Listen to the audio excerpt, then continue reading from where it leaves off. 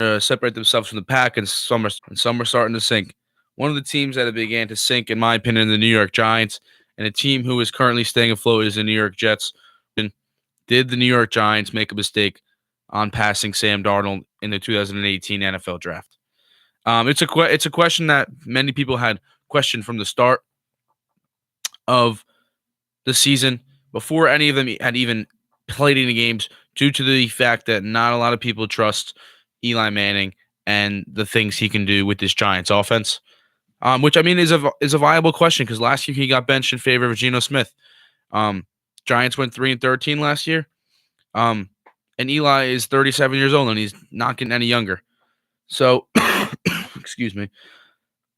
The first question it raises in my mind is, does the development of Sam Darnold and the decline of Eli Manning keep hammering home the mistake that the Giants, excuse me, let me rephrase that. Does the development of Sam Darnold and the decline of Eli Manning keep hammering home the mistake the Giants made in not drafting a quarterback? Yes, it does, in my opinion. The Giants made a short-sighted decision. They thought they'd be able to squeeze a couple more years out of Eli Manning, and in reality, they couldn't. They went with the short-term plan by drafting Saquon Barkley. I'm not saying Saquon Barkley is a bad pick. I'm not saying that Saquon Barkley is a bad player. It's just in a NFL nowadays where everything is centered around a quarterback, and until you find that quarterback, you're not going to find success in the NFL. The Giants were in a perfect situation with a new coach, a new GM, a new system, a new everything. They'd blown everything up in the middle of the season last year. They had a new everything. They had a perfect situation, 3-13 season, number 2 overall pick in the draft, a very deep, solid quarterback draft where 5 guys went in the first round to find the successor to Eli Manning. That successor fell in their laps when the Browns took Baker Mayfield number 1. In my opinion, I believe that the Giants, like Darnold coming out, I think it's probably a tough decision for them to either go Darnold, excuse me, or Barkley. But at the end of the day, they thought that they had a couple more years out of Eli Manning, and now they're realizing that they don't, and it's raising a lot of questions.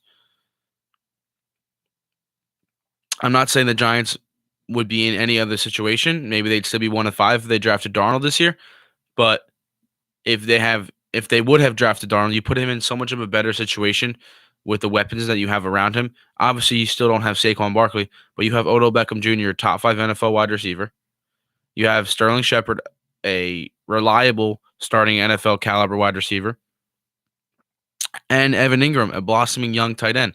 And then in the years to come, you protect your franchise quarterback. You have seen that NFL franchises are able to find steal Pro Bowl running backs late in the round. Example, Alvin Kamara, Kareem Hunt. There's no point in drafting a running back at number 2. This is a quarterback league. It always has been, and it always will be. Until you find that quarterback, you are not going to win any games in the NFL. Based on the decision to draft Saquon Barkley instead of Sam Darnold, does that give the Jets a better foundation for the future over the Giants? That is Jets versus Giants. In my opinion, I'd say if you put quarterbacks aside, it's the Giants. They have more franchise blue chips than the Jets do. They have a Saquon Barkley. They have an Odell Beckham Jr. They have a Landon Collins. That's 3 guys, 2 on the offensive side and 1 on the defensive side, that you can build around for years to come. 3 guys who are in their mid-20s that are building blocks for growth. The Jets, on the other hand, you have Jamal Adams, Leonard Williams, and that's probably about it. Darren Lee is emerging as a blue chip, but I wouldn't consider him a blue chip yet. Jamal Adams and Leonard Williams are the only 2 guys you have that are blue chips on your team that don't include a quarterback.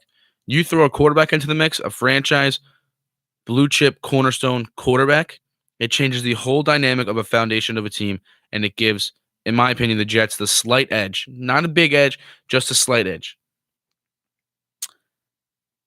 The Giants clearly have better talent on paper than the Jets. It's just that the quarterback position nowadays is just so important that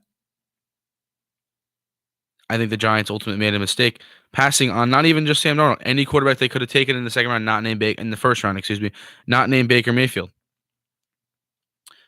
Because of these questions that arise from it, um, it also includes short-term problems and short-term goals. In the short term, what are the Giants going to be able to do with Eli Manning? The the question of trading him always comes up when people are talking about it in discussion or over the radio or on TV or anything. What can the Giants get for Eli Manning? Or teams can be interested in Eli Manning after seeing how he's playing this season? In my opinion, there's no point of trade. I don't think Eli really wants to leave now. I think this is probably his last year, maybe next year, maybe his last year. I don't really know. I hope it's this year's last year. I don't want to see him embarrass himself anymore. It's not fun and it's going to ruin his reputation. But if a team like Jacksonville comes calling or a team like San Francisco comes calling, who San Francisco in their case, they have Jimmy Garoppolo. He's just out for the season with a torn ACL. But if they feel like they're in a win now situation, which they clearly aren't because they're 1-5. If they were going to call, they would have called right as Jimmy got hurt when they were like 1-2 or 1-3, which there's still a chance to save your season at that point. 1-5, it's really tough to come back from that. But if a team like Jacksonville calls, a team with a solid defense, a solid offensive line, a good running game, a team that's able to protect Eli in multiple directions, not physically but metaphorically as I'm speaking there, with a good defense to protect him, you have decent weapons around him to protect him. He won't be able to take as much of a. There's not going to be as much weight on his shoulders, so to say. So, but it all comes down to what are you planning on getting for Eli Manning? You're not really gonna. No one's gonna want much to give up much for a 37-year-old washed up quarterback who's going to be able to just manage a game for you. A poor man's Alex Smith, to say the least. But if they offer 6th or 7th round, what do the Giants do? Do the Giants pull the trigger and go looking at their future? Or do they hold on to Eli as a respect token for Eli for everything he's done for them over his career in New York? It's a big question that I feel like needs to be addressed. And I think it should be addressed soon because it's not worth Eli wasting the Giants' time with the performance he's putting out on the field. I always look at it this way. Thursday night, the Giants got blown out by the Eagles on national television. Saquon Barkley had 130 rushing yards and 99 receiving yards. Pretty good game. Over 200 all-purpose yards. One of the best performances I've seen by a rookie in a long, long time. The Giants lost that game by 21 points. On the flip side, the Jets opened up their season Monday night. Sam Darnold has 200 yards, 2 TDs, and an INT. You think, probably like a 7-point game. 48-17 win. That's just the difference the play in a quarterback makes versus the play in a wide receiver makes. It's a huge difference that not many people, not many fans, a lot of people know the difference. Not many fans, especially fans of the Giants who try and defend every decision that their team makes, understand. That's the difference between a quarterback who is going to lead your franchise for years to come and a running back who is going to get you first downs instead of winning games. I'm not saying Saquon Barkley is not a good talent. He's an incredible player, and he's going to be a star in this league for years to come.